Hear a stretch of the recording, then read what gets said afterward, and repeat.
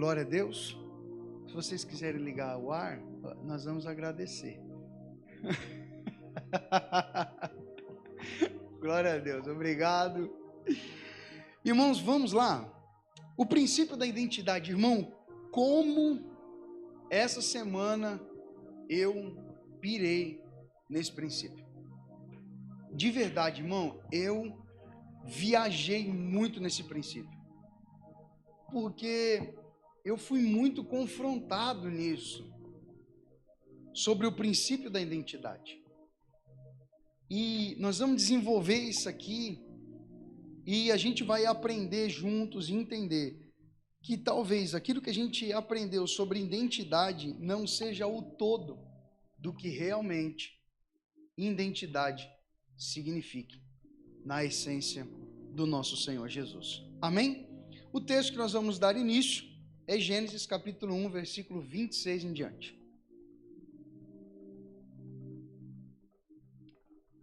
O café já está pago, irmão Marcelo? Boa. Já teve alguns irmãos que já passaram lá na cantina. Aleluia. Gênesis 1, 26 em diante. Diz assim: Então Deus determinou: façamos o ser humano, a nossa imagem, de acordo com a nossa semelhança. Eu vou pedir a sua atenção para esse momento da palavra. Amém? Esse é um momento muito importante. Dominem eles sobre os peixes do mar, sobre as aves do céu, sobre os grandes animais e todas as feras da terra, e sobre todos os pequenos seres viventes que se movem rente ao chão. Deus, portanto, criou os seres humanos, à sua imagem. A imagem de Deus os criou, macho e fêmea os criou. Deus os abençoou e lhes ordenou: sede férteis e multiplicai-vos, povoai e sujeitai toda a terra. Dominai sobre os peixes do mar, sobre as aves do céu, sobre todo animal que rasteja sobre a terra. E acrescentou Deus: eis que vos dou todas as plantas que nascem por toda a terra e produzem sementes, e todas as árvores que dão frutos com sementes. Esse será o vosso alimento. Também dou a todos os animais da terra, a todas as aves dos céus, e a todos os répteis da terra, e a todas as criaturas em que há fôlego de vida, todos os vegetais existentes, como mantimento e sustento. E assim aconteceu. Então Deus contemplou toda a sua criação, e eis que tudo era muito bom. Houve assim a tarde e a manhã. Esse foi o sexto dia. Amém? Quando nós lemos acerca do início, do princípio da criação, a gente vê que Deus olha e diz assim: e disse Deus, haja luz, e houve luz. E aí Deus faz a separação entre luz e trevas, chama luz dia, trevas noite. E no final de tudo viu Deus e disse que era bom. A única expressão de Deus em dizer muito bom foi quando ele cria o homem. Cria o homem. E uma das raízes da palavra bom significa próspero. Sabia disso? Uma das raízes da palavra bom significa próspero. Então, todo dia, quando Deus encerrava as suas criações, ele olhava e ele dizia próspero. Ou seja, a terra é próspera, os mares, os rios são prósperos, os animais terrestres são prósperos, os animais que voam são prósperos, os aquáticos são prósperos, mas aí ele olha para o homem e ele diz: o homem é muito próspero. E o que é então prosperidade? Prosperidade é a ausência de necessidade, é viver bem com aquilo que se tem. Então nós passamos a entender que desde o princípio Deus nos criou com base em um propósito. E aqui, nós não vamos falar sobre isso, mas aqui nós podemos destronar algumas coisas. Que ser próspero nem sempre significa ter tudo o que se quer, mas significa conseguir viver bem com aquilo que Deus tem proposto diante de nós. E isso é muito bom. E nós precisamos entender isso. Com base nisso, nós caminhamos e passamos a entender que a identidade do homem, ela carrega como raiz uma identidade próspera em todas as áreas. Ok? Então diga assim, na minha identidade, eu carrego o muito bom de Deus para todas as áreas da minha vida. Ok? Então isso significa que todo lugar que você pôr a tua mão, toda situação que você inclinar o seu coração no Espírito para auxiliar, para resolver, para ajudar, tudo aquilo que você for fazer no Espírito, Deus vai cumprir a palavra dele, fazer com que aquilo seja algo próspero. E tudo aquilo que é próspero sempre vai abençoar a vida de muitas pessoas. Amém? O princípio da identidade, e aqui entra já um pouco de alguns confrontos que eu tive essa semana.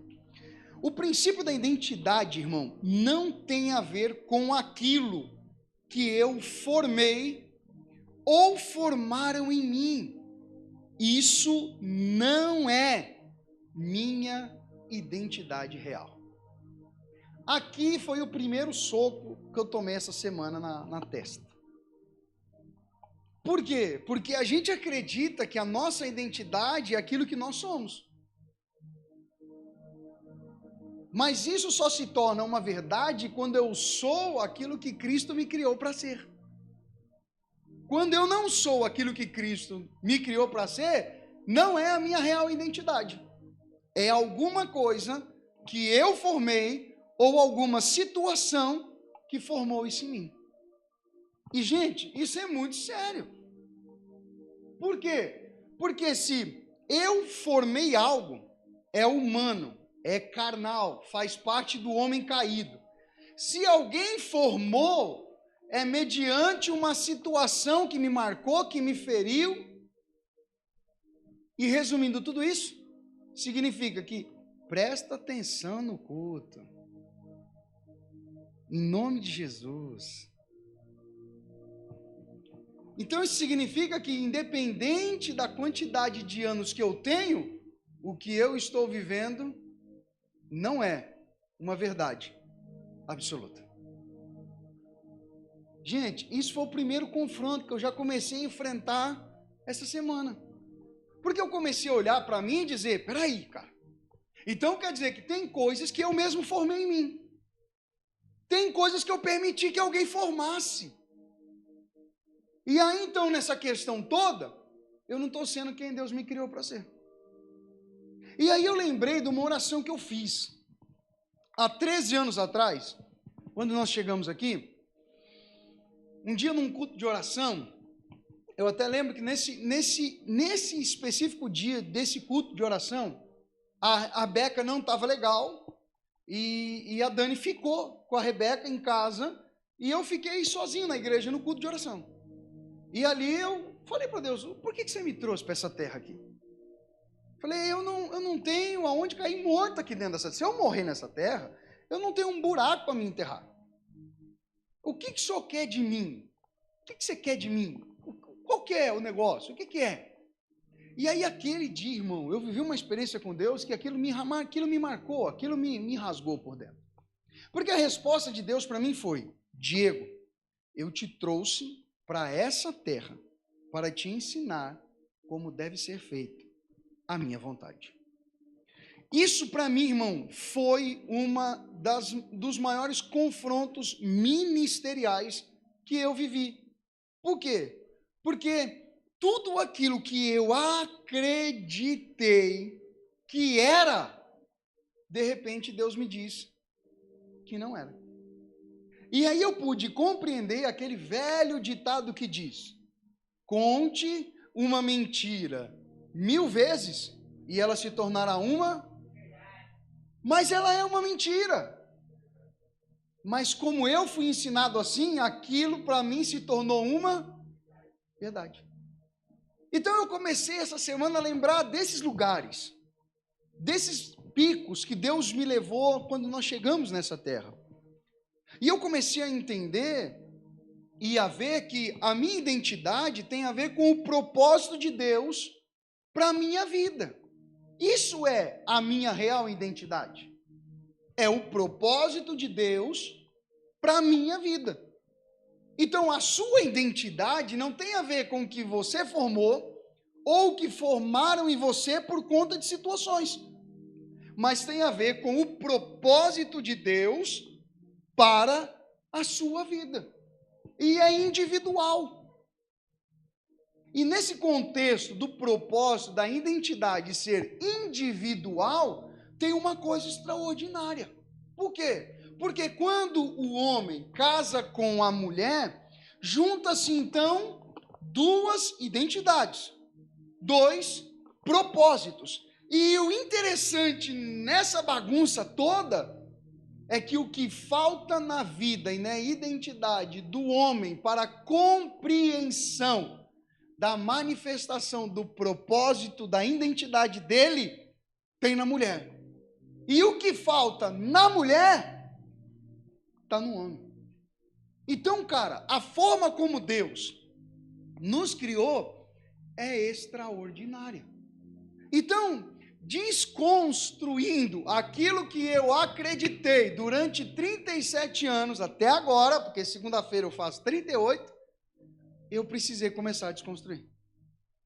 Porque muitas coisas do que eu acreditava ser a minha identidade real, não tem a ver com aquilo pelo qual Deus me criou, mas tem a ver com aquilo que eu trouxe para mim e que eu permiti que situações também agregassem na minha vida. Vamos lá então. Identidade. Olha que coisa linda. A identidade, no significado bíblico, é a compreensão de quem você é, fundamentado no que Deus declara na sua palavra, e não em circunstâncias ou opiniões humanas. Aqui já desconstrói mais um pouco. Porque para mim saber, gente, isso aqui é muito doido, velho. Gente, eu estou pirando nessa palavra a semana inteira, então você pira junto comigo, por favor. Gente, isso aqui é muito doido. Porque para mim descobrir quem realmente eu sou, qual é a minha real identidade, para onde que eu tenho que ir? Para a palavra. Porque o único lugar onde eu vou me autoconhecer é lendo o manual daquele que me criou. E aí, se eu não leio o manual daquele que me criou, eu aceito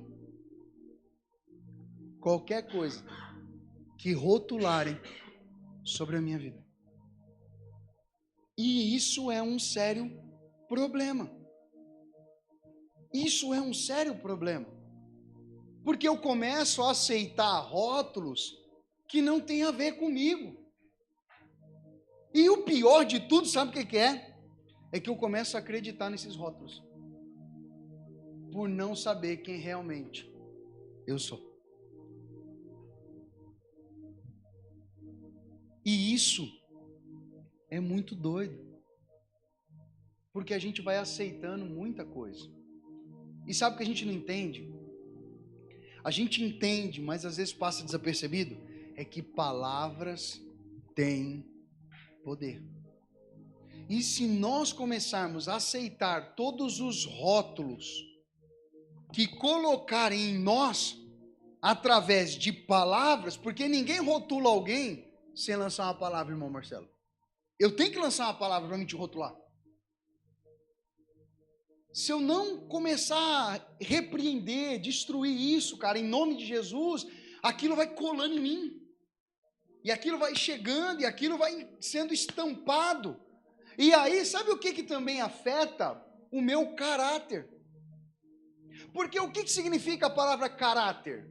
A palavra caráter significa marca, impressão. Aqui, ó, esse aqui é bordado. A camiseta do Arthur é uma impressão. A do Ramiro é uma impressão. Então o caráter é aquilo que vem e marca. E aí, se eu aceito esses rótulos, aí eu começo a desenvolver uma marca que não tem a ver com quem realmente eu sou. Aí você consegue entender que às vezes a gente cresceu fazendo coisas, vivendo coisas e permitindo coisas que não tem a ver com quem realmente nós somos em Deus? E isso é muito sério.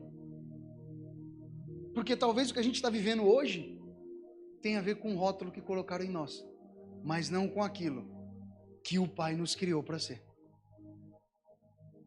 Isso é extraordinário, irmão. Isso é maravilhoso. Sabe, os principais aspectos da identidade nossa é que a primeira é que nós somos filhos de Deus. Nós somos filhos de Deus. A identidade principal, irmão, ela não é definida pela família terrena. Ela não é determinada pela minha família. Ela é como se fosse o martelo do juiz. Ah, você é isso. Bateu o martelo. Não, cara. A identidade principal não é aquilo que a família determina. Não é o status que nós carregamos, mas pelo pertencimento a quem? Ao céu. É sobre pertencer ao céu. E isso vem através da fé. Lembra que nós falamos da fé esses dias? Sobre uma certeza, sobre uma firmeza, sobre uma convicção, sobre alguma coisa que nós pisamos e nós não estamos vendo, mas aquilo está nos edificando de uma forma sólida. Então a nossa identidade principal, ela é baseada na fé naquilo que Deus fala ao meu respeito. Próxima característica da nossa identidade está ligada em sermos uma nova criatura. Por quê? Porque a identidade manchada se deu por conta da queda de Adão. Quando Deus cria Adão, a imagem e semelhança dele. Então, se via Adão, se via Deus. Só que quando o Adão cai, essa identidade agora se torna uma identidade humana, terrena, de uma alma caída. Aí é por isso que a gente rotula, é por isso que a gente cria mecanismos de defesa. E a gente vai crescendo nesse sistema, a gente vai indo nesse sistema, a gente vai avançando nesse sistema, e nisso a nossa real identidade vai sendo deformada. Ela vai sendo desconstruída. E ela vai entrando em ruína. Então sermos uma nova criatura. Sabe, a identidade antiga, ela é de pecado. Mas a identidade, quando é restaurada, ela vem mediante a submissão e a obediência da natureza espiritual. A forma original pelo qual Deus nos criou. Terceira característica é que nós somos amados. A nossa identidade em Deus, ela revela o quanto Cristo nos ama. Por que muitas vezes a gente age como o patinho feio? Porque a gente acredita num rótulo. E por acreditar num rótulo, a gente esquece que nós somos amados. Nós esquecemos que somos imagem e semelhança, por dentro e por fora. E a gente vai aceitando isso. E a gente vai recebendo isso. E aí, a convicção de que somos amados, ela começa a deixar de existir. Porque a gente começa a olhar e dizer assim, ninguém me ama. Ninguém me quer. Todo mundo me acha feio. Ninguém. Porque a gente esquece que nós somos independentes do amor do ser humano Porque somos completamente dependentes do amor de Cristo. Porque quando entendemos o amor de Cristo sobre a nossa vida, se alguém me ama ou deixa de me amar, não faz diferença. Porque eu sei que eu sou amado pelo meu Pai. Então tem coisas na nossa vida que nos levam a viver coisas extraordinárias. E eu quero ler um texto com você. Efésios capítulo 2, versículo 10. Eu esqueci de pôr ele aqui, mas eu vou abrir aqui. Efésios capítulo 2, versículo 10. Olha lá. Pois somos criação de Deus, realizadas em Cristo Jesus, para vivermos em boas obras, as quais Deus preparou no passado, para que nós os praticássemos hoje, agora, nesse momento, nesse tempo. Então, quando é que eu tenho, ou que eu devo, manifestar a real identidade de Deus para a minha vida? Agora. Então, a partir do momento que eu ganho a clareza, a revelação, a compreensão de quem eu sou em Deus, o que eu preciso começar a fazer? Viver como Cristo me criou para viver. E isso é extraordinário. A nossa identidade, ela é completamente fundamentada na palavra. A identidade, ela é inalterável. A original, ela é inalterável. E ela resiste a tudo. Ela resiste às batalhas, resiste às críticas, ela resiste aos levantes, ela resiste às turbulências da vida, porque ela é autêntica. Ela é autêntica. E, irmão, vamos lá. Eu sei que às vezes o original é caro, mas a réplica nunca vai conseguir te proporcionar aquilo que o original te proporciona. Você pode olhar e dizer, nossa, gostei desse tênis, é muito bonito. Posso contar, alemão? O alemão chegava para mim às vezes e dizia assim, pastor, vi um tênis lá, e mostrava a foto para mim. Aí eu falava assim para ele, filho, esse tênis aí é original? Não, pastor, veja bem, é réplica de primeira linha. Aí eu falava, alemão, quanto está esse tênis aí? Aí ele falava, sempre estava em torno de uns 150, né, alemão, mais ou menos?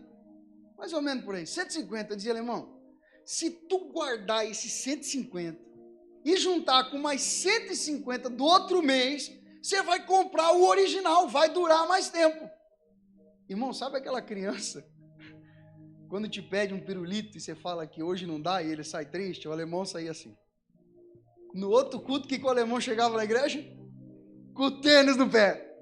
Aí ele dizia, aí pastor, não falei para você? Durava quantos dias o tênis? Aí ele dizia e falava assim, pastor, vou ter que comprar outro tênis. Mas pai, tu comprou o tênis esse dia, né? Que ele já rasgou, pastor. Eu falava, rapaz, cara, eu te falei, agora você vai gastar o dinheiro que se você tivesse juntado, você comprava o original que durava. Então, a identidade original, irmão, ela nos proporciona aquilo que as réplicas ou os rótulos nunca vão nos proporcionar em Deus.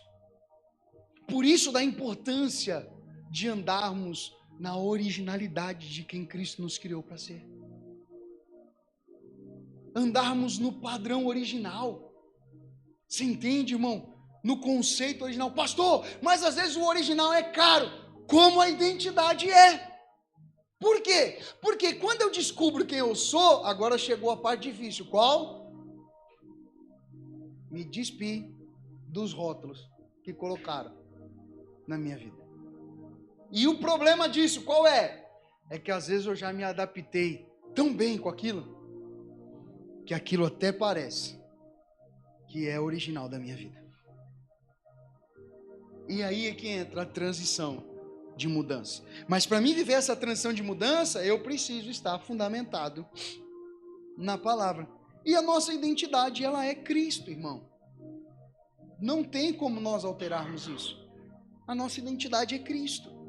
Ter uma identidade cristã significa ser participante da natureza de Cristo, de refletir o seu caráter, o valor, a missão, sabe, aquilo que Cristo tem determinado para a nossa vida.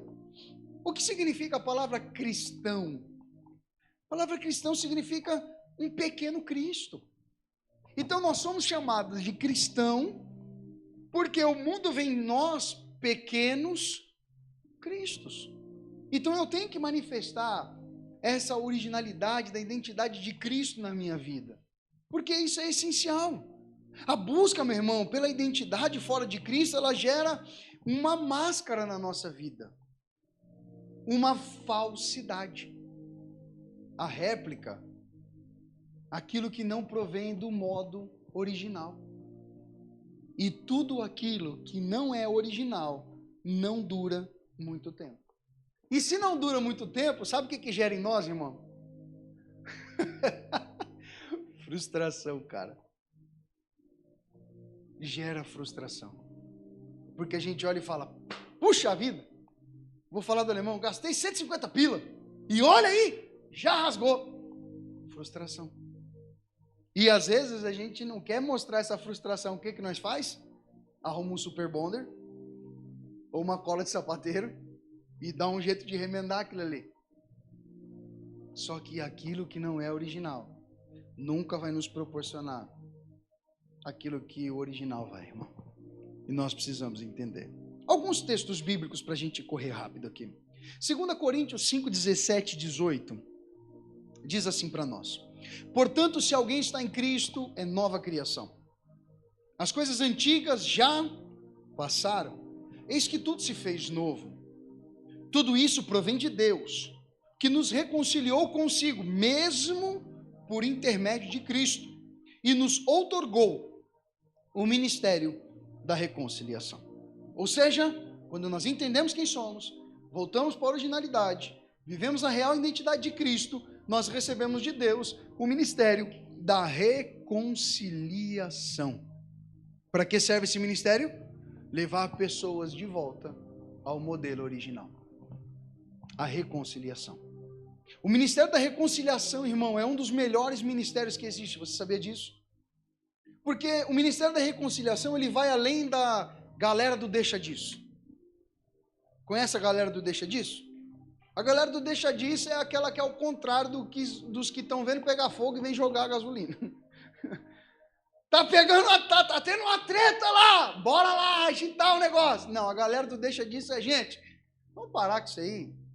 Por favor, isso aí, cara, vamos resolver isso aí. Então o ministério da reconciliação vai além do deixa disso. Porque além de apaziguar, conduz à reconciliação. Fala, mano. 2 Coríntios 5, 17 e 18. 17 e 18. 2 Coríntios 5, 17 e 18. Agora nós já vamos para o outro. Evangelho de João, capítulo 1, versículo 12. Então, irmão, deseja o ministério da reconciliação, amém? Seja alguém que cria laços, alianças de reconciliação. Amém? Não seja uma gasolina no meio da fogueira, não.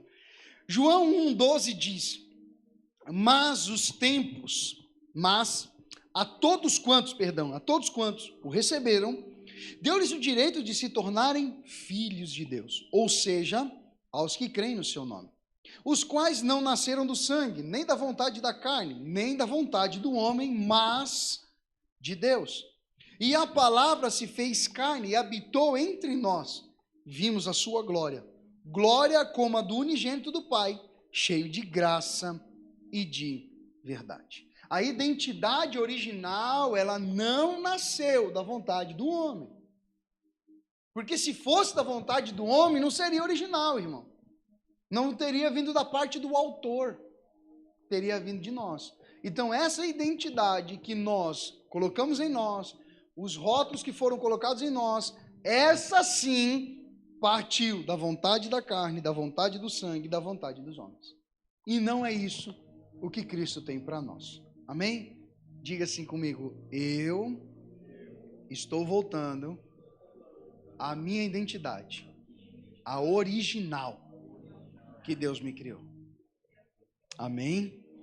Romanos capítulo 8, versículo 14 ao 17, diz assim: Porquanto todos os que são guiados pelo Espírito de Deus são filhos de Deus. Pois vós não recebestes um espírito que vos escravize para andardes uma vez mais atemorizados, mas recebestes o Espírito que vos adota como filhos, por intermédio do qual podemos clamar, Abba Pai. O próprio Espírito testemunha ao nosso espírito que somos filhos de Deus. Se somos filhos, então também somos herdeiros. Herdeiros de Deus e co-herdeiros com Cristo. Se realmente participamos dos seus sofrimentos, para que da mesma maneira participemos também da sua glória. Você consegue entender, irmão, que a nossa identidade, ela fala muito, não só sobre quem somos em Deus, mas sobre a herança que Cristo tem para as nossas vidas. Sobre aquilo que o Pai tem para nós. Sabe, essas verdades, gente, elas precisam ficar impregnadas dentro do nosso espírito. Elas precisam ficar como uma marca realmente ligada dentro de nós. Por quê? Porque quanto mais nós carregarmos essas marcas, menos o diabo vai ter acesso de tentar alterar a nossa identidade. Menos os rótulos, as palavras, as situações terão virtudes para nos alterar, para nos mover. E nós precisamos voltar nesse lugar. Sabe, precisamos entender, irmão, que quem realmente nós somos. Quem realmente nós somos? Nós não somos aquilo que talvez a gente ouviu do nosso pai e da nossa mãe quando a gente era pequeno. E como às vezes filhos escutam coisas terríveis dos pais. Principalmente um pouco dos pais mais antigos, né? Aqueles que, poxa, não tiveram tal instrução e aí só replicaram aquilo ali que tiveram. Por quê? Porque a gente, irmão, às vezes só replica aquilo que a gente recebeu. Se a gente só recebeu porrada, o que a gente vai replicar? Porrada, velho. Vai ser assim. E aí a gente começa a replicar isso. Só que, cara, não é sobre isso. Não é sobre essa primícia. Não é sobre esse conceito. Mas é sobre entender quem realmente nós somos. Porque isso é importante. Os rótulos e as situações nos levaram a permitir que se formasse em nós um eco. E o que é um eco? O eco é aquilo que vem depois da voz. Você já reparou que às vezes a gente está pregando aqui e aí termina de falar uma palavra, dá uma... é o eco. Só que o eco acaba. A voz continua. E essa é uma questão extremamente importante sobre sabermos quem somos na identidade. Porque se nós não sabemos quem somos, nós somos somente um eco. Só isso que nós somos. Mas se nós soubermos quem somos, nós somos uma voz. Lembra de João? Os fariseus, eles chegaram e disseram assim: João, diga-nos quem tu és. De princípio, João disse: eu não sou o Messias. Eu não sou o Messias. Eu não sou o Cristo. Tá, então você não é o Cristo, não é o Messias. Mas você tem que dizer para nós, João, quem você é. Porque nós temos que levar a notícia para quem nos enviou. Então quem é você? Você é Elias? Ele disse: não, eu não sou Elias. Ele falou: você é um profeta? Ele disse: não, eu também não sou um profeta. Ele falou: João, quem é você? João disse: eu sou a voz do que clama no deserto. Ele não disse eu sou uma voz. Não, ele disse eu sou a voz do que clama. Por quê? Porque a voz que as pessoas ouviam era a voz de João. Mas o clamor era do Pai. Era do Espírito. Então João não era um eco. João era uma voz. Porque ele sabia quem ele era. Enquanto nós não soubermos quem somos, irmãos, nós somos um eco. Por que nós somos um eco? Porque nós vamos na moda. Tá todo mundo fazendo, então também vou fazer. Não, porque agora o que está dando certo é fazer assim. Então vamos fazer. E na hora que não der, vai ter uma nova tendência. A gente corre para a nova tendência. Isso é ser um eco. Não é ser uma voz. Ser uma voz é ter convicção. Ser uma voz é ter, cara, o entendimento do que se está falando, fazendo. Então, a identidade original em Deus nos leva a ser uma voz, mas o rótulo e a identidade falsificada nos leva a ser um eco. Então é um problema. As situações permitiram que nós formássemos um eco de uma identidade pela qual não nos pertence, mas que acabamos aceitando e assim seguimos. Então, ou seja, uma voz que não era nossa, que não era do Pai, nos rotulou, nos transformando num eco, e desse eco nós aceitamos aquilo que se foi colocado em nós. Um exemplo bíblico que eu amo, Jacó. Olha que coisa linda. Gênesis capítulo 32, versículo 26, 27 e 28. Diz assim: então ele declarou: deixa-me ir, pois já rompeu o dia. Contudo Jacó lhe rogou: eu não te deixarei partir, a não ser que me abençoes. Ao que o homem lhe inquiriu: qual é o teu nome? Jacó, respondeu ele. Então o anjo orientou: não te chamarás mais Jacó, mas sim Israel, porquanto como príncipe lutaste com Deus e com os seres humanos e prevalecestes. A gente não sabe ao certo quantos anos Jacó tinha aqui, certo? Mas quando Jacó nasceu, por que ele ganhou o nome Jacó? Porque quando Esaú foi puxado para fora, Jacó saiu agarrado no calcanhar. Então, quando ele sai agarrado no calcanhar, ele já recebeu um nome, um rótulo. O nome dele é Jacó, porque Jacó significa suplantador, enganador. Então, toda vez que Jacó ouvia um nome, o que é que ecoava dentro dele? Enganador. Alguém que segura no calcanhar para derrubar. Alguém que pega o calcanhar para tirar do lugar. Então Jacó manifestou muitas coisas que manifestou, não porque era da sua identidade original, mas porque quando nasceu ele foi rotulado. Você já imaginou? Assim, irmão, Jacó vai lavar louça, assim é fácil, né? Mas vamos entender melhor sobre a questão da identidade. Enganador, vai lavar louça. Enganador, vai cuidar das ovelhas. Enganador, vai na vendinha comprar pão e ovo. Enganador, enganador. Uma vida inteira, Jacó ouviu que ele era um enganador. Então agora, você está conseguindo entender junto comigo o perigo dos rótulos? O perigo de nós aceitarmos os rótulos. E não é só sobre ser enganador. É sobre muita coisa. Ixi, esse aí é briguento. Ó, lá vem o briguento. O confusento. Ó, lá vem o perturbador. A gente vai crescendo com isso. O que é que a gente começa a manifestar?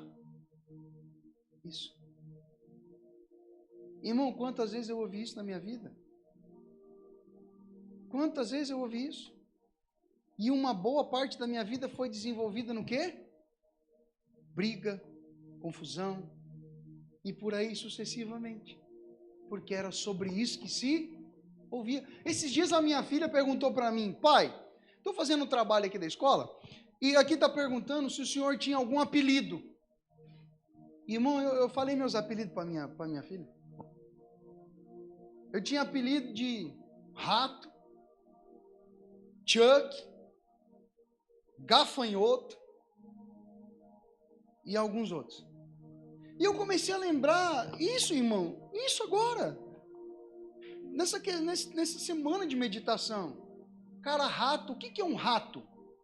É um bicho que vive na sujeira. É um bicho que destrói o que acha para fazer ninho. É um bicho ladrão. Gente, vocês estão entendendo? Rótulos que eu recebi. Aí o outro, gafanhoto. Irmão, o gafanhoto serve para quê? Para destruir a plantação dos outros. E o último, Chuck. Quem que era o Chuck, meu irmão? Boneco assassino. Poxa, velho, mas não era esse cara aí, velho. Chuck. E aí o pior, eu tinha uma camisa, irmão, que a minha esposa disse, não, essa camisa eu vou dar fim. Eu dizia, mas não pode. É minha. Ela dizia, não, mas eu vou dar fim. Era do time que eu jogava. Nas costas era o boneco do Chuck. Numa mão uma garrafa de 51 e na outra uma faca. Durante um período, irmão, da minha vida, como é que eu me movia? Uma garrafa de 51 na mão e qualquer outra coisa que eu pudesse usar como arma de defesa na outra. Rótulos. A gente vai aceitando os rótulos. E aí a nossa identidade real, ela vai começando assim, deformar. Você entende, irmão? O quanto é séria essa questão? Eu não sei você, talvez você teve alguns apelidos na sua vida. E a gente precisa rever até apelidos que a gente recebe. Lembra qual foi um apelido que Elias recebeu do rei Acabe? Alguém lembra? Perturbador de Israel. Quando Elias chega, Acabe diz, eis que chegou o perturbador de Israel. Aí Elias olhou e disse assim, eu? Eu não. Eu sou profeta do Deus Altíssimo. Tu é quem perturba Israel, traindo ao Senhor com os deuses de sua esposa Jezabel. Elias não recebeu a palavra. Mas a gente às vezes recebe. Sabe por quê, irmão? Porque às vezes esses rótulos vêm como ar de brincadeiras.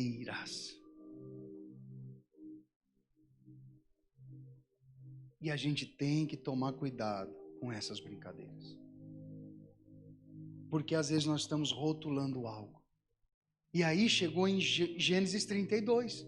Jacó já velho, casado com os filhos, com as suas heranças, realmente muito abençoado por Deus. Mas aí quando chegou o momento, e ele disse, meu nome é Jacó, cara, sou enganador. O anjo olhou e disse assim, pronto, agora acabou. Até aqui você era Jacó, daqui para frente você é Israel. E o nome Israel significa príncipe. Então você consegue entender, irmão, que quando a identidade ela é restaurada, tudo em nós muda? Apocalipse diz que quando nós chegarmos na Cidade Santa, nós vamos receber uma pedra, e nessa pedra vai estar escrito o quê? O nosso verdadeiro nome. Quem realmente nós somos. Então tem coisas que não dá para a gente aceitar na nossa vida. Só que para Jacó ter o seu nome mudado, o que aconteceu depois da treta com o anjo? Saiu manco. Por quê? Porque tem coisas que já estão tão impregnadas, tão grudadas na nossa vida, que para Deus tirar, Ele vai ter que nos ferir. Ele vai ter que ferir nossa razão. Ele vai ter que ferir a nossa mente. Ele vai ter que passar um... E nós vamos sair assim. E alguém vai dizer, o que aconteceu? Deus precisou me ferir para me levar de volta na origem pelo qual Ele me criou. Porque durante anos e anos da minha vida, eu aceitei rótulos que não vieram do céu para a minha vida. Então a identidade é importante. Ele cresceu ouvindo que era um enganador, mas graças a Deus, ao encontro com o céu, ele teve o seu nome mudado. Outra história, essa aqui é muito doida também, irmão. Também está em Gênesis, mas no capítulo 35. Olha que coisa extraordinária isso aqui. Jacó e sua... Gênesis 35, 16. Vamos lá. Jacó e sua família partiram de Betel. E quando faltava uma pequena distância para chegar a Efrata, Raquel começou a dar à luz, em meio a dores, além do normal. E o parto foi muito difícil. E enquanto padecia, tentando dar à luz, a parteira a encorajou: não temas, um filho saudável terás. No entanto, em que estava prestes a deixar esta vida, porquanto estava morrendo, deu a seu filho o nome de Benoni. O que significa o nome Benoni? Filho da minha dor, da minha aflição. Ponto.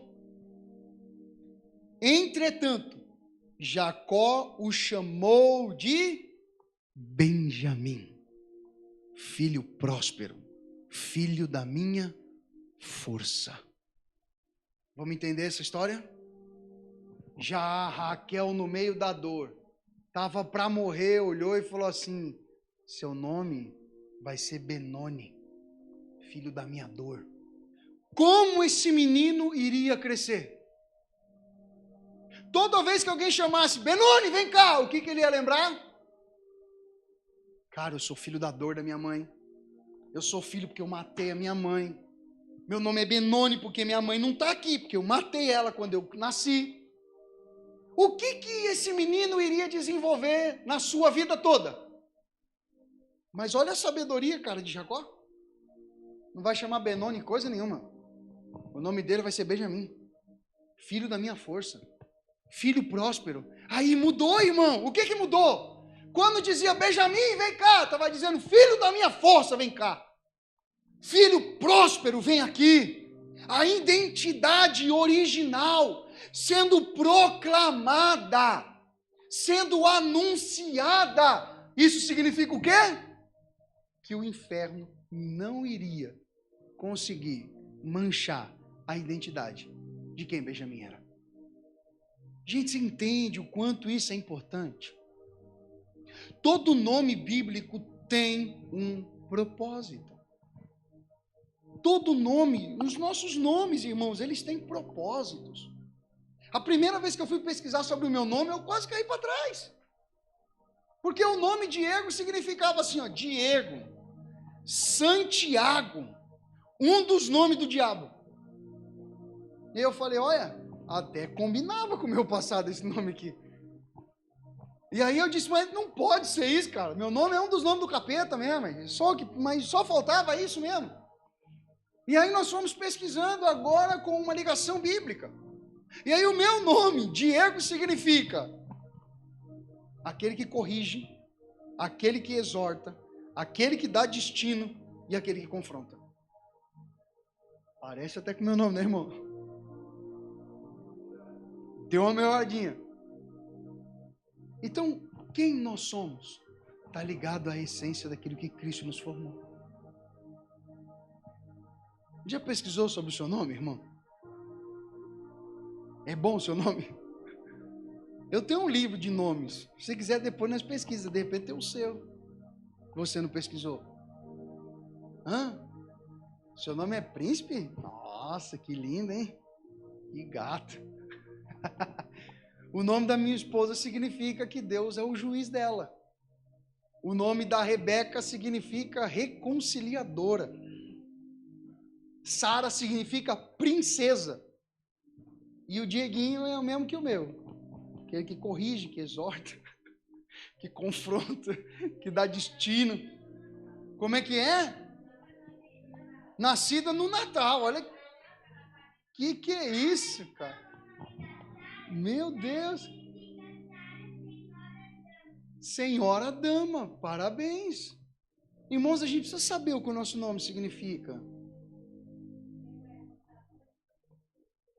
Ó, portadora de sementes e multiplicação. Ó, irmão. Você entende como o nosso nome tem a ver com aquilo que Cristo nos formou para ser? Por quê? Porque nome não tem significado. Nome tem propósito. Você pode guardar essa frase? Diga assim comigo: meu nome não tem significado. O meu nome tem propósito. Amém? Glória a Deus por isso. Então pensa, Jacó foi lá e disse: vai chamar Benoni uns cambal. É Benjamim esse menino aí. Benjamim. Amém? Não podemos aceitar os rótulos, irmãos, que colocam em nós. Sabe por quê? E eu escrevi algumas coisas aqui bem rapidinho, e eu quero que você compreenda comigo sobre essa questão. Ninguém nasce egoísta, irmão. Ninguém nasce egoísta. Ninguém nasce orgulhoso. Ninguém nasce soberbo. Ninguém nasce arrogante. Ninguém nasce ladrão. Ninguém nasce desrespeitoso. Ninguém nasce traidor. Ninguém nasce malvado. Ninguém nasce ruim, irmão. Ninguém. Mas se torna por causa dos rótulos.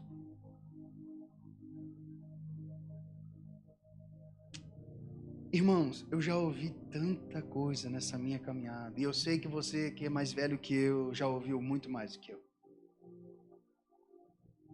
Mas eu já ouvi muita mãe dizer coisas horríveis para filhos. Você não vai ser nada, seu burro. Você é um burro, você é uma burra. Como nós estamos num link privado, com todo respeito, eu já ouvi mãe dizer para filhas: você parece uma biscatinha.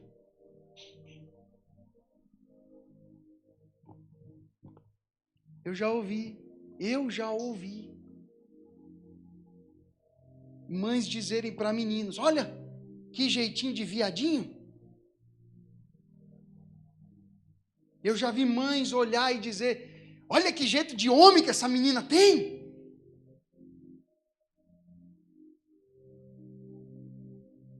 Que menino terrível. Que criança terrível. Que criança desobediente. Gente, rótulos. E as crianças vão crescendo com isso. E com o passar do tempo, elas começam a desenvolver. Por quê? Porque elas estão acreditando que elas são aquilo mesmo.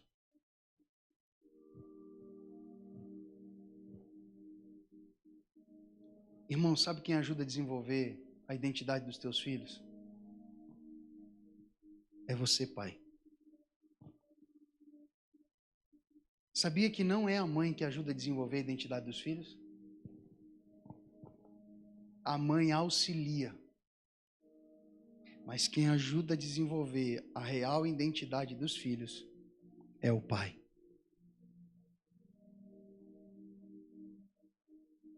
Um filho homem que cresce sem pai, em estatística, tem, infelizmente, de 12 a 17 vezes de se tornar um drogado. Um filho que cresce e uma filha que cresce, no sentido genérico, filho e filha, amém? Que cresce sem pai, tem de 20 a 22 vezes mais chance de parar num presídio. Isso não sou eu que estou falando, não, irmão. Isso são estatísticas. Meu filho não faz nada. A culpa é de quem? Minha, que não ensinei meu filho a fazer. Minha filha não faz nada. A culpa é de quem? Minha, que não ensinei ela.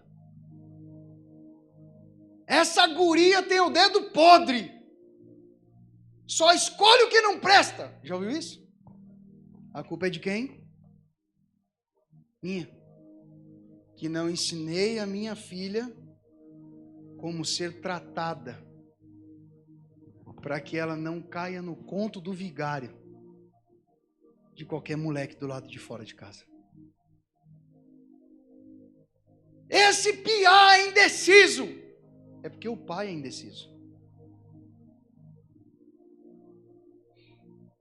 Nós é que firmamos a identidade original dos nossos filhos.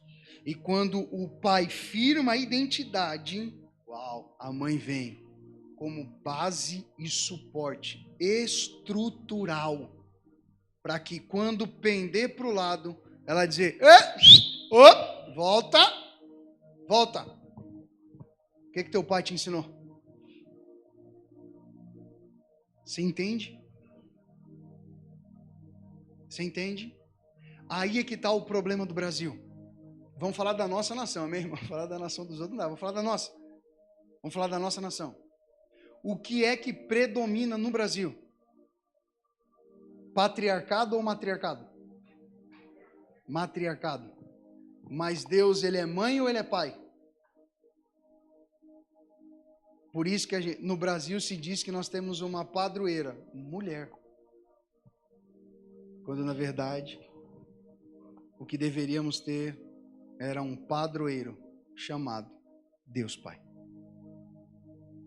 Por isso o número excessivo de filhos órfãos de pais vivos.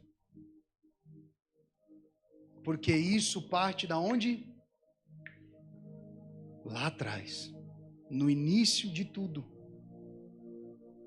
Lá atrás, no início de tudo. Irmão, eu tenho meditado numa palavra já tem alguns meses, para não dizer uns 6 meses, um pouco menos talvez, já batendo nos 6 meses, de uma palavra que Deus me deu e eu estou meditando muito bem nela, remoendo muito bem ela para mim poder liberar essa palavra. O perigo do matriarcado. Revela a ausência da natureza de Deus. Tem tanta coisa que a gente precisa alinhar, irmão. Tem tanta coisa que está fora do eixo. Pastor, e por que está? Porque o objetivo é que a real identidade seja corrompida. Porque quando nós sabemos quem somos, nós sabemos dar destino. E quando sabemos dar destino, o diabo não prevalece com suas conversas. Então tem coisas que nós precisamos entender. Ninguém nasce com as características que eu falei, mas ele se transforma por causa dos rótulos.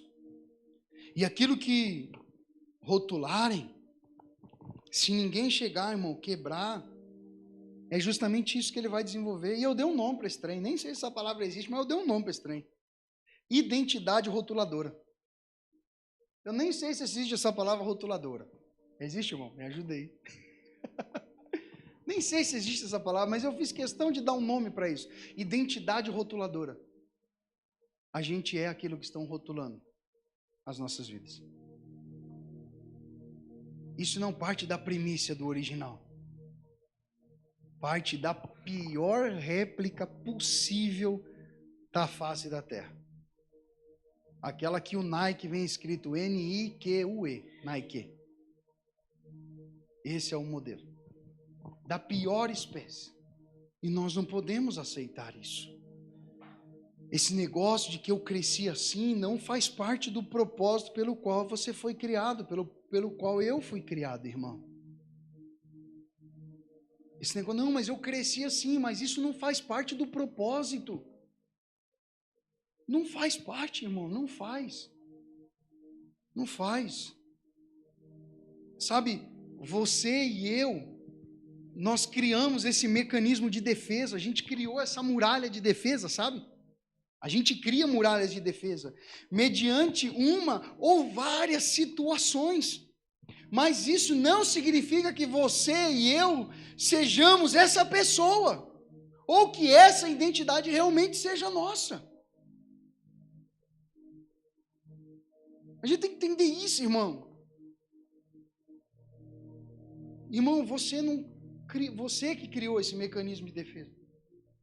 E foi mediante, sim, a uma ou várias situações que você enfrentou na tua vida, que eu enfrentei na minha vida. E isso não significa que isso faz parte da nossa real identidade. A gente criou.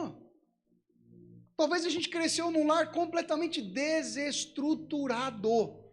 E a gente começou a criar mecanismos de defesas. Talvez a gente cresceu num lar onde a nossa mãe vivia apanhando do nosso pai. E aí as meninas já criaram aquele mecanismo de defesa. Homem nenhum bate em mim, até se chegar perto de mim eu já mordo a cara. Mecanismo de defesa. E aí esse mecanismo de defesa impede até a mulher de receber amor e carinho genuíno. Porque ela cresceu vendo aquele homem fazendo aquilo com a mãe, então ela acha que mais dias ou menos dias ela vai ser a próxima vítima.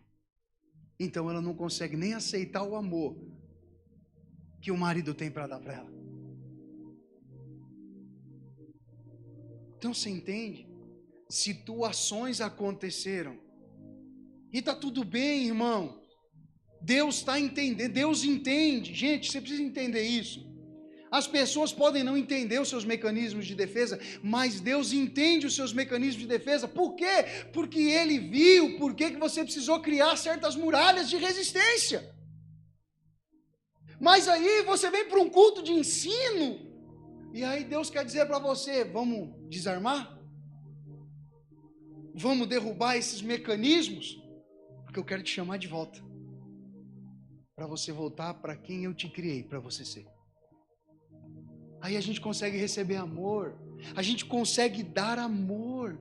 Irmão, quantos de nós às vezes não conseguimos dar amor para as pessoas que estão nos dando amor? A gente não consegue... Como é que fala? A gente não consegue corresponder da mesma forma. A gente não consegue ser recíproco. Não consegue, por quê? Por causa da parede. Que tem uma muralha, irmão, você não abraça ninguém com uma muralha. Eu só consigo abraçar o alemão se ele sair de lá, porque se ele estiver lá dentro, eu pisei aqui, foi sem querer. Não dá, tem uma barreira, tem uma porta. E às vezes não é visível esse mecanismo de defesa, mas ele existe. Ele existe. E a gente vai ter que quebrar isso, cara. Irmão, às vezes eu ouvi assim, ó, eu não dou amor, mas quando precisa de mim eu tô lá. E eu cresci acreditando nisso. Eu cresci acreditando nisso. Que eu não precisava expressar. Irmão, você não tem noção como essa semana tem sido para mim, você não imagina. Não passa pela tua cabeça o que eu passei essa semana. Remoendo isso aqui tudo. Eu não preciso demonstrar amor. Porque eu vou demonstrar amor quando precisar de mim, eu vou estar lá. Mas às vezes o grito está vindo em forma de silêncio. E você não está ouvindo. Como eu muitas vezes não ouvi. Como eu muitas vezes não ouvi. Irmão, eu assistia uns vídeos. E eu via, sabe? Aquela galera que foi para o Vietnã. E aí quando eles voltavam, a família via aqueles soldados. E eles agarravam no pescoço, eles choravam, irmão. Eu começava a ver aqueles vídeos, eu começava a chorar.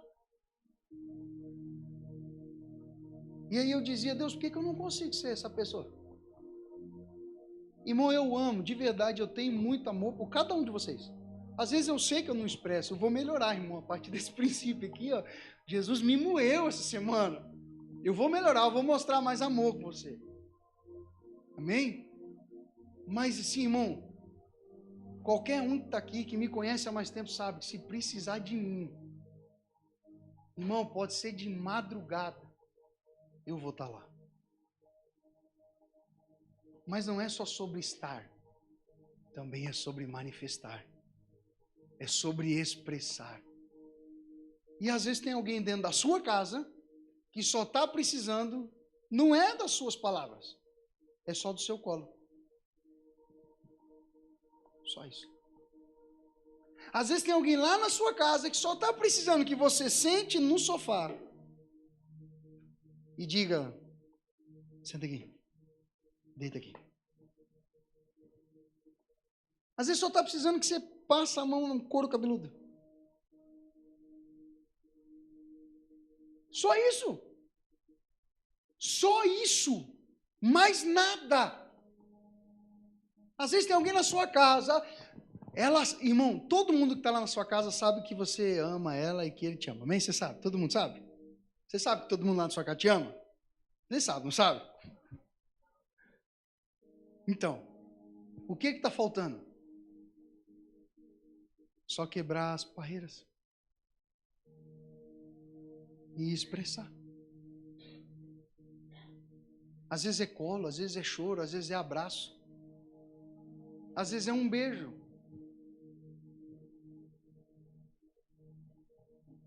Às vezes é escrever uma carta. Às vezes eu sou surpreendido, meu Marcelo, com as cartas que aparecem nas minhas coisas.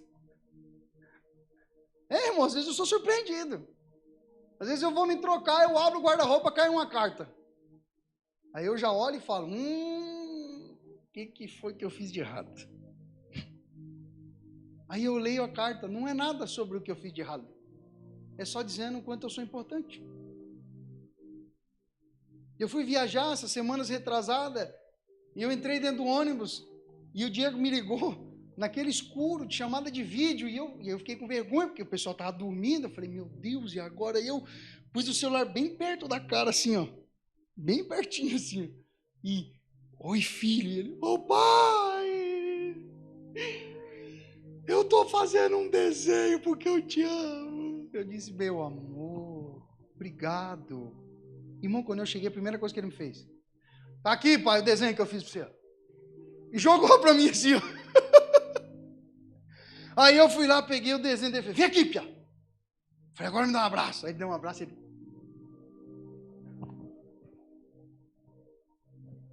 Às vezes é isso, irmão. Às vezes é uma carta. Às vezes é uma mensagem durante o dia, ó. Só estou passando para dizer que eu te amo, tá? Que você é muito importante na minha vida. Que eu sou extremamente grato e grata pelo teu amor. Pela pessoa que você é. Pastor, isso faz parte da identidade?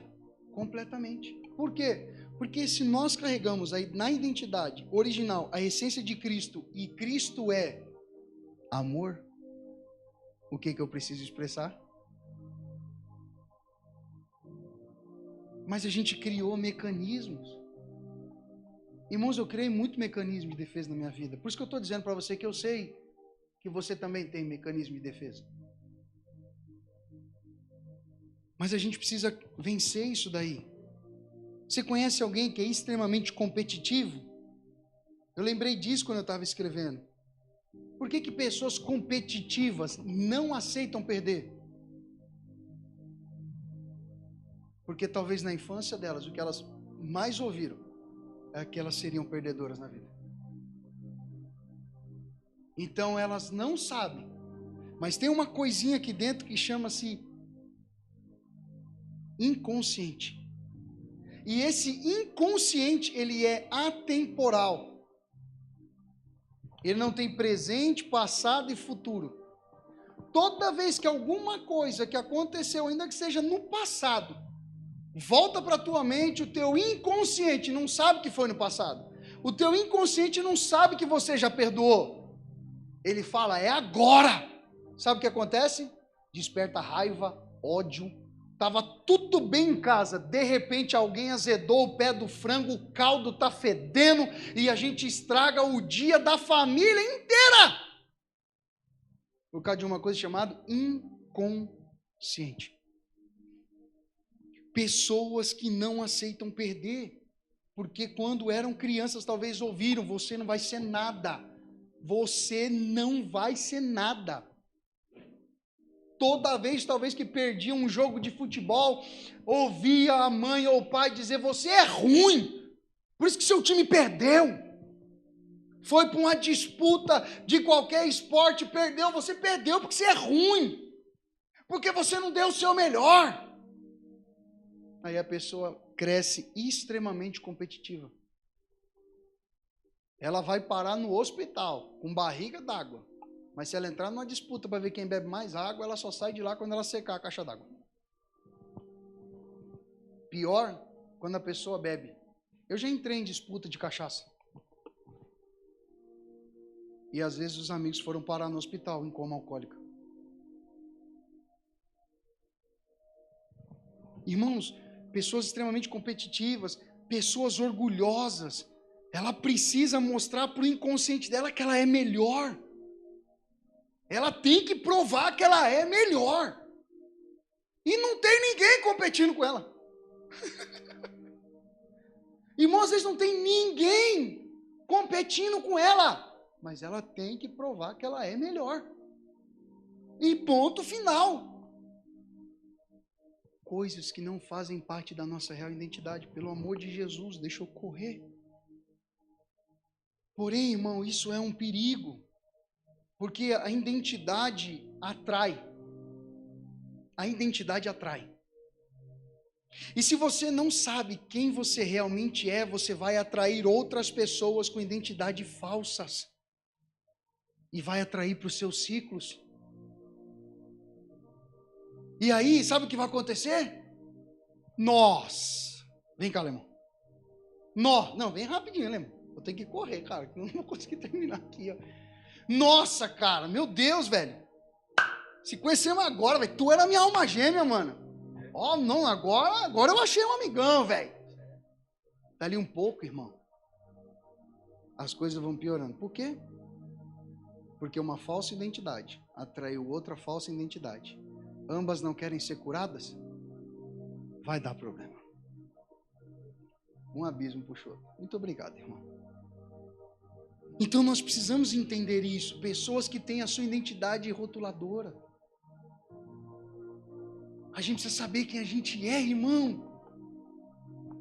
A gente precisa restaurar isso na nossa vida, gente. Porque senão a gente não vai conseguir viver o que Deus realmente tem para nós. Porque a gente vai estar sempre preso nisso. Rotularam. Meu Deus, irmãos, quantas vezes eu ouvi essa criança geniosa. Olha, desse tamanhozinho, é tão orgulhosinha. Olha que menina, quando não reparte as coisas, como é que chama? Olha que menina egoísta, tão pequenininha. Mas ela não nasceu assim. Ela não nasceu assim. Alguém está ensinando ela a ser assim. Você entende, irmão? Nós não podemos ter as nossas identidades rotuladas. Não conseguiremos ter a nossa identidade restaurada realmente, irmão, se a gente não começar a aceitar isso sobre a nossa vida. E isso aqui é muito doido, irmão. Isso aqui é muito legal. Toda vez que você olhar e dizer assim, ó, eu quero ter a minha identidade restaurada, vou te dizer o que vai acontecer. Deus vai te dar um espelho. Para quê, pastor? Para você se ver. Mas o espelho não é aqui, ó. O espelho vai ser aqui, ó. Vida na vida.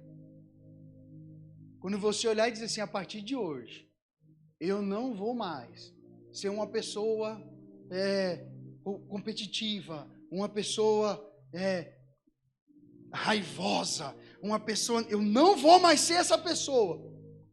Não vou mais ser uma pessoa ignorante. Sabe o que vai acontecer? Deus vai te dar um espelho. Porque Ele quer te ajudar no tratamento. Deus vai pôr uma pessoa pior do que te rotularam. Só para olhar para você e dizer assim, tá vendo? Era para esse lugar que tu estava caminhando. Mas porque você aceitou ter a sua identidade em mim restaurada, eu vou fazer em você aquilo que eu te criei para que você seja. Porque você começa a olhar certas atitudes e dizer, é meio parecido. Quando a gente pelo menos tem humildade de reconhecer, né, irmão? Quando a gente não tem humildade de reconhecer, aí a gente entra na pilha de querer ser pior. Nossa, meio parecido, né? Tem uma atitude assim também, né? Que é isso? E aí Deus está dizendo, bora. Deixa eu te lapidar. Deixa eu tratar você. Por quê, irmão? Porque é propósito. Voltar à originalidade é propósito. E nós precisamos aceitar isso. Lembra de Jacó? Quem que Deus colocou em Jacó para tratar Jacó? Labão. Era pior do que Jacó. Conseguiu enganar Jacó. Fez ele trabalhar por Raquel 14 anos. E depois mudou o salário dele 21 vezes nos outros 7 anos. Jacó ficou 21 anos olhando para um baita espelho na frente dele. Mas quando saiu de lá, se tornou Israel. Forma original. E isso que nós precisamos entender. Não fuja de quem, irmão, fuja de quem tem identidade rotulada e que não quer ser transformado. Mas se você conhece alguém que recebeu muitos rótulos e deseja transformação, agarra na mão dessa pessoa e diga: nós vamos voltar para aquilo que Deus nos criou como propósito. Agarra, irmão. Às vezes nós vamos ouvir umas coisas que nós não queremos, que nós não gostamos. Está tudo certo, irmão. Às vezes nós ficamos bravos. Está tudo bem, é Jesus nos lapidando. Eu sempre falo para as pessoas, quando você estiver nervoso, sabe o que você faz? Arruma um cabo de enxada e morde ele. Vai passar o seu nervosismo rapidinho. Porque a gente vai sentir. E eu quero encerrar com você aqui. Ainda tinha algumas coisas, mas eu vou encerrar aqui. Deus, Ele trabalha com restauração ou Deus trabalha com reforma? Isso é uma pergunta, irmão.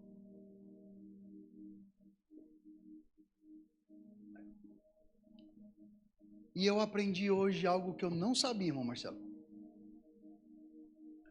Como diz aqui o meu amigo Arthur, o cara vai lá e compra um carro velho. Não é antigo, né? É velho. O Arthur diz, ó, um carro velho. Aí alguém fala, mas é antigo. Ele diz, não, é velho. E eu achava que quando alguém comprava um carro velho, reformar e restaurar era a mesma coisa. Eu achava, irmão, de verdade, estou assumindo para você, eu achava que era a mesma coisa. E hoje eu aprendi que não é, Demi. O que é reformar? Você vai dar aquela ajeitada e vai deixar até novo. Mas a restauração é voltar à originalidade. Então o cara compra um Fusca velho e ele diz, esse aqui eu vou reformar. Ele era verde, então o cara só vai pintar de verde. Mas, não, vamos fazer aqui o interior. Não, vamos fazer aqui uns bancos novos. Vai ficar bonito? Vai. Mas não foi uma restauração, foi uma reforma. Agora, quando ele diz, eu vou restaurar, isso significa o quê? Que o cara que vai pintar vai ter que voltar no ano do Fusca, vai ter que pegar a numeração da pigmentação original, porque ele tem que fazer a pintura como ela é. O cara vai olhar a costura do banco. Não pode ser qualquer costura, tem que ser a costura daquele tempo. A linha que vai usar para costurar o banco tem que ser aquela numeração de fio. E Deus não trabalha com reforma. Deus trabalha com restauração. Porque o objetivo de Deus é nos levar de volta ao propósito original. E aí nós precisamos olhar e dizer, queremos só ser reformados ou queremos ser restaurados? O que nós vamos buscar a partir de hoje? Porque Deus trabalha na restauração. E olha que lindo esse texto. Salmos capítulo 126, versículo 1 em diante diz, quando o Senhor trouxe novamente restauração a Sião, nos sentimos como num sonho. Então se nos encheu de riso a boca e a nossa língua de alegria, de alegres expressões, de louvor. Até nas outras nações se comentavam: o Eterno fez maravilhas por esse povo. Sim, realizações grandiosas fez o Senhor por nós. Por esse motivo estamos felizes. Senhor, traze os nossos cativos de volta, assim como enches o leito dos ribeiros no deserto do Neguebe. Os que em lágrimas semeiam, em júbilo ceifarão. Aquele que parte chorando enquanto lança a semente, retornará entoando cânticos de louvor, trazendo seus feixes. Deus, Ele é perito em restauração e não em reforma. Então, o que Deus espera de nós? Que nós aceitemos a restauração dele na nossa identidade.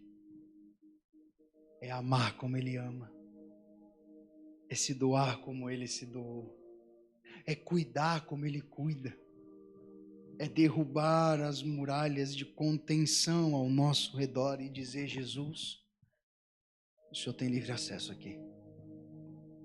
Irmão, eu não sei você, mas em algumas coisas dessa palavra, durante toda essa semana, eu olhei e eu disse: Senhor, eu fui muitas coisas até aqui, e a maioria delas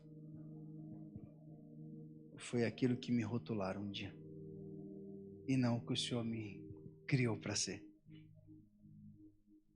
Mas dá tempo, irmão, eu sou novo, eu só tenho 37 anos, ainda dá tempo. E eu tenho feito essa oração e eu quero orar com você. Aí sentado no seu lugar mesmo, queria que você colocasse a mão sobre o seu coração.